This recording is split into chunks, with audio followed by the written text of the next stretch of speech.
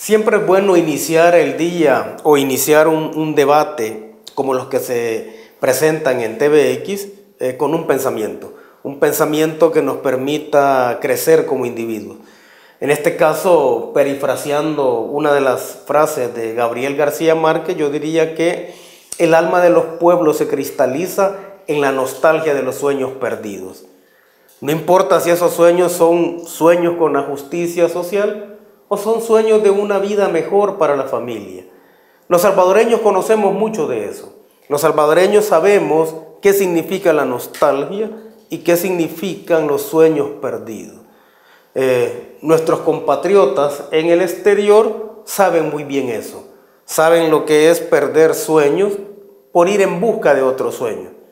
Entonces aprovecho la oportunidad para saludar a todos los salvadoreños y las salvadoreñas que viven prácticamente en todo el planeta. Y un saludo muy especial a todos los salvadoreños y salvadoreñas que seguimos en el país tratando de construir una sociedad más justa. Hoy quiero hablar sobre cuál es el dilema o cuál es uno de los dilemas principales que tiene el presidente Nayib Bukele. Para poder abordar ese dilema, obviamente primero hay que tratar de comprender la coyuntura sociopolítica que actualmente estamos viviendo como nación. Y es que no solo se trata de mencionar o analizar los hechos que se dan durante una semana, por ejemplo, y analizarlos de forma aislada, sino que se trata de construir que podríamos llamar la coyuntura o construir el escenario sociopolítico para poder decodificar el por qué se dan determinados hechos. En el caso particular de El Salvador, en la última semana, acá podríamos mencionar como datos relevantes el aumento que se dio de los homicidios en un par de días. Fue un aumento considerable. Podemos mencionar también la participación de El Salvador en la Asamblea General de las Naciones Unidas. Podemos mencionar también la firma por parte del Salvador del Tratado Internacional de Apoyo Recíproco, el polémico TIAR. Y acá en el caso particular de este tipo de tratados, lo que hay que tratar de dilucidar es si firmar un tratado de esos se hace como aliados o se hace como cómplices. Está claro que en el mundo actual se necesita de tratados internacionales que permitan que los países tengan posiciones regionales y que tengan posiciones de poder, pero una cosa es el apoyo recíproco y otra cosa es ser cómplice de algunas acciones que definitivamente ni nos competen como país ni nos convienen como país.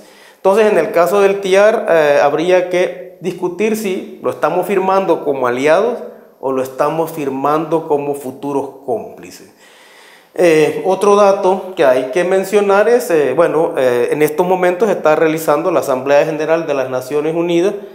Uno de los puntos importantes que se está discutiendo es toda la problemática en torno al cambio climático.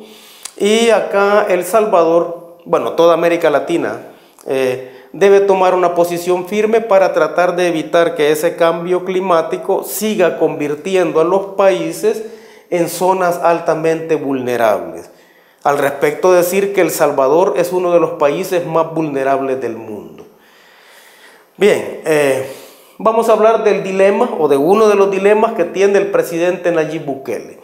En este momento, reconstruyendo la coyuntura, vamos a decir que el dilema que tiene el presidente Nayib Bukele en este momento es si va a ser un presidente o va a ser un estadista, si va a ser una persona famosa o va a ser un líder histórico. Ese es el dilema. En función de este dilema es que nosotros debemos reconstruir la coyuntura sociopolítica para encontrarle el puesto a cada uno de los hechos que se están dando.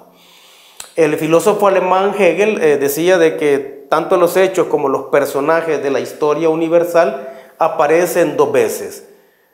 Posteriormente, otro filósofo agrega que aparecen dos veces, una como tragedia y otra como comedia. E incluso podríamos agregar que aparecen como tragedia, como comedia o como héroes. Lo que estamos viendo en el sector político de este país es precisamente eso, ¿no? Cómo determinados personajes históricos han aparecido como tragedia, están apareciendo como comedia y tal vez en algún momento aparecieron como héroes, ¿no? En todo caso, esta nueva coyuntura sociopolítica, que al final es el espacio en el cual las personas se relacionan y las personas construyen la realidad, eso es la definición de escenario sociopolítico, estas personas están tratando de encontrar un nuevo significado a lo que antes llamábamos utopía o a lo que antes llamábamos revolución social, ¿no? Y la decisión de construir de forma deliberada esa nueva realidad, es decir, de construirla como parte del imaginario, es precisamente para ser constructores de la historia, no para ser espectros de la historia. En esta coyuntura, como digo, la coyuntura sociopolítica que podríamos decir se abre a partir de junio, lo que estamos viendo es que están colapsando las fuerzas políticas tradicionales que hasta hace un par de meses estaban tratando de evitar los cambios importantes en este país. Y cuando en los periodos en los cuales la clase dominante o los políticos dominantes o la forma de hacer política dominante está llegando a su desenlace, por lo general lo que se produce es una desintegración bastante importante. No solo una desintegración de la forma de hacer la política, sino que una desintegración también de la vieja sociedad. Y esa desintegración adquiere un carácter tan violento como agudo. Y esa desintegración se observa cuando muchas de las personas que antes defendían la injusticia están tratando de pasarse al lado de los que ellos consideran la parte triunfadora o la parte que va a luchar por la justicia. Obviamente muchos se cambian por intereses personales, ¿no? Pero hay muchos también en ese proceso de desintegración que se observa que se cambian porque realmente están convencidos de que se puede hacer algo distinto. Y en este caso vamos a decir que lo que estamos viendo a partir de la gestión del presidente Nayib Bukele, a partir de la forma en la cual se está abordando la lógica de hacer gobierno, lo que estamos viendo es una serie de sujetos nuevos que están surgiendo. Se tienen los sujetos tradicionales de los cambios, pero también se están teniendo nuevos sujetos. En ambos sectores existen personas con un nuevo pensamiento. Y en ambos sectores, los que quieren cambiar las cosas y los que quieren que las cosas no cambien, en ambos sectores vamos a encontrar también una especie de enfrentamiento político, ideológico e intelectual que al final se va a decantar por la transformación o por la conservación de las cosas. Lo que podemos decir al respecto es que cobran fuerza, en estos momentos de enfrentamiento cobran fuerza los utopistas. Y los utopistas son aquellos que saben que deben defender las causas populares. Los utopistas son aquellos que están convencidos de que se puede y se debe vivir en una sociedad más justa. Los utopistas son aquellos que están convencidos que no se puede seguir condenando a la miseria a la inmensa mayoría de la población. Y esos utopistas, muchos de los cuales en el caso de El Salvador pasaron de las filas del FMLN a las filas de Nuevas Ideas, esos utopistas saben que lo más importante en una coyuntura como esta es fortalecer el movimiento social, fortalecer la cultura política democrática. Eso explica, por ejemplo, el nivel de aceptación que tiene el presidente Nayib Bukele, un nivel de aceptación que no ha tenido ningún presidente hasta antes del sondeo que se hizo con sus primeros 100 días. Y eso explica, o eso nos permite comprender que la gente, que los utopistas movidos al sector que quiere luchar o seguir luchando por la justicia social, que ese sector todavía tiene fuertes las esperanzas y todavía tiene fuertes las ilusiones. Lo que estamos viendo en este momento de parte de la oposición política, y cuando digo oposición política me refiero específicamente al FMLN y Arena, es una especie de, uno no sabría decir si estamos frente a actos de bondad política o estamos frente a actos de perversión política. En los últimos días hay una serie de peticiones al interior de la Asamblea Legislativa que van en beneficio del pueblo. Ahora, la gente se pregunta, bueno, ¿y esa serie de peticiones y esa serie de reformas que se están presentando en este momento, por qué no se hicieron antes? Entonces, eso nos llevaría a nosotros a pensar que una reforma que beneficia al pueblo en realidad se está presentando como una forma de perversión. Y es que lo que tenemos en el caso del Frente y en el caso de Arena son dos partidos políticos que secuestraron la utopía, que secuestraron al gobierno y que secuestraron al Estado. Hoy, después de 30 años de vivir una lógica política de ese tipo, los dos partidos están perdiendo casi todo. Y en ese perder casi todo, el pueblo perdió mucho, ¿no? Esas condiciones que se generaron en las cuales hubo un secuestro de utopía, de gobierno y de Estado, nos han puesto en la situación en la que estamos ahorita. Y es que las personas no eligen las condiciones en las cuales van a luchar. Las personas luchan en las condiciones que les son legadas. Y las condiciones que nos fueron legadas fueron estas. Estamos viendo últimamente una serie de mecanismos de presión que se están ejerciendo, ya sea la Asamblea Legislativa o mecanismos de presión al Estado, al gobierno en particular, mecanismos de presión contra el presidente Nayib Bukele, que lo que pretenden es tratar de mermar o tratar de rebajar la popularidad que tiene. Justo después de las últimas encuestas que colocan al presidente Bukele con un alto nivel de aceptación, vimos no solo el aumento de los homicidios, sino que también vemos una serie de marchas que se han estado impulsando o que se han estado organizando.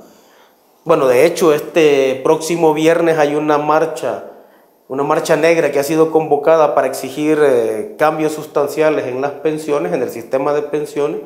Pero al final lo que podríamos tratar de deducir de esa serie de actos es que no son actos de lucha reivindicativa, sino que son actos de presión política que pretenden aparentemente impulsar cambios importantes, pero al final vemos que lo que quieren es frenar la nueva lógica que se está montando. Y no es necesario que todos estemos de acuerdo con esa lógica, o no es necesario que todos estemos de acuerdo en cada uno de los puntos de esa lógica política. Lo importante es que es una nueva lógica política o debe ser una nueva lógica política. En ese marco de la construcción de la coyuntura sociopolítica, en ese marco de las presiones que se están ejerciendo y que muchas de las cuales al final podrían estar buscando ser reprimidos, ¿verdad? Ojo con eso.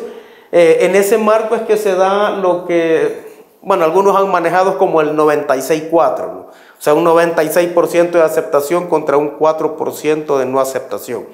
Muchos políticos, sobre todo políticos de extrema derecha, dicen sentirse orgullosos por pertenecer al 4% que no apoya al presidente Nayib Bukele. Ahora, la pregunta acá es la siguiente, ¿no? ¿Realmente pertenecer a un 4% nos da un sentimiento o nos da una sensación de identidad elitista? ¿O ese decir que se pertenece a un 4% es una forma de desprecio a lo que es todo el pensar y sentir del pueblo?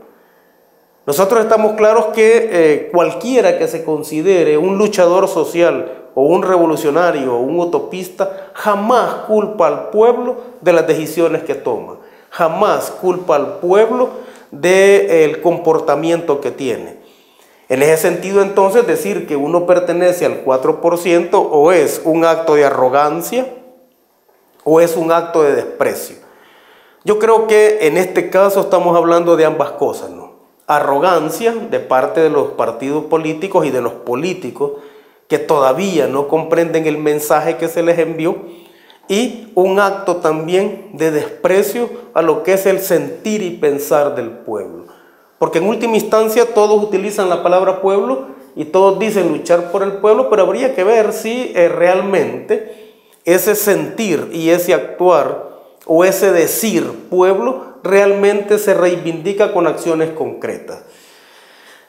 Hablando de esta coyuntura sociopolítica, podríamos decir que al menos tiene tres fases, ¿no? Una que empieza, una fase de marzo-febrero, o sea, febrero de 2018 a marzo de 2019, que bien podríamos denominar como el largo pasillo de las papeletas rotas.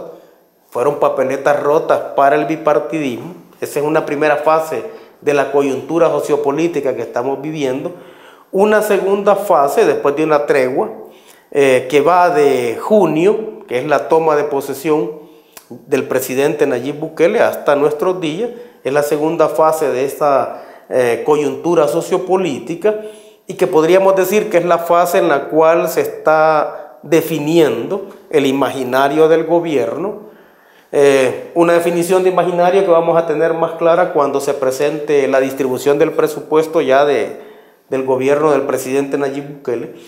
Y una tercera fase de esta coyuntura sociopolítica, que es la fase de las contradicciones secundarias, que es la fase del purgatorio de la revolución democrática. ¿Y por qué lo llamo purgatorio? Porque es la fase en la cual se va a definir realmente cuál es el rumbo de este país. Es la fase en la que va a quedar claro cuál es el problema fundamental. Y es que discutir el problema fundamental del país no es una cuestión que se hace de la noche a la mañana, ¿no?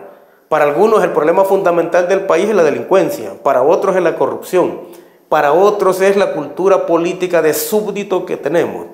Ahora, el imaginario de un gobierno parte de definir cuál considera que es su problema fundamental. Si es la violencia o es la corrupción, pues en función de esa decisión que se toman las medidas adecuadas, ¿no? Y se trata de resolver primero ese problema. Si en este caso se decide que el problema principal del país es la corrupción, pues no solo tiene que ver con el impulso y apoyo a las CICIES, sino que tiene también que ver con el hecho de saber dónde buscar esos mecanismos de corrupción que han impedido que este país sea un lugar mejor, ¿no? Ya que va a haber una marcha por las pensiones, sería interesante preguntarle a los profesores que van a marchar este viernes si ellos saben, por ejemplo, cómo se ha despilfarrado el dinero en dietas, viajes, comidas, etcétera, hoteles de lujo, cómo se ha despilfarrado el dinero de los profesores en el Instituto Salvadoreño de Bienestar Magisterial, ¿no? Es más, hay muchas instituciones del Estado que tienen no solo dietas obscenas, sino que tienen una serie de gastos obscenos que de no hacerse, de seguro mejorarían las condiciones de los sectores que están protegiendo. Pero bien, si se decide que es la corrupción, obviamente eso tiene que ver con un problema de cultura política. Eso tiene que ver también con un ejercicio de la violencia desde el Estado. Al final, yo diría que todavía tengo los sueños, ¿no? O sea, todavía sueño con la utopía social. Todavía me siento orgulloso de ser parte de este pueblo y de luchar por este pueblo y de reivindicar los problemas fundamentales de este pueblo. Hace 27 años se firmó el acta de los acuerdos de paz y para muchos ese era un faro, ¿no? Y para muchos ese era un inicio de la solución de los problemas. 27 años después, aquellas personas que vivían o fueron consumidas en las llamas de la injusticia social o que fueron cocidas a balazos en las calles, todavía sienten hambre, todavía están desprotegidos, todavía no terminan de transitar hacia otro nivel. 27 años después, el pueblo sigue teniendo hambre. 27 años después, el pueblo sigue en una solitaria isla en medio de un mar de riqueza. 27 años después, el pueblo todavía, o muchas personas del pueblo todavía mueren en la soledad o mueren en las esquinas sospechosas. El 3 de febrero de este año, que se dieron las elecciones, muchos decidimos cobrar el cheque a la historia, cobrarle el cheque de la injusticia a la historia, porque hasta antes nos venían dando cheques sin fondos, o nos venían dando dictámenes financieros desfavorables. Todavía muchos salvadoreños esperamos que el río Lempa sea el río caudaloso que dice la oración a la bandera. Todavía esperamos que los lagos de nuestro país, majestuosos, sean el espacio de recuperación de la memoria. Todavía esperamos que la que fue llamada el playón donde se iba a lanzar a muchos muertos se convierta en un lugar de reivindicación de las necesidades. Todavía esperamos que los árboles de la finca El Espino, que fue tan depredada, boten las hojas secas del cemento. Eso es lo que esperamos. Entonces, el presidente Nayib Bukele está en el dilema de o ser presidente o ser estadista, o ser famoso o ser líder histórico. El pueblo confía en que se decida por ser estadista y que se decida por ser un líder histórico.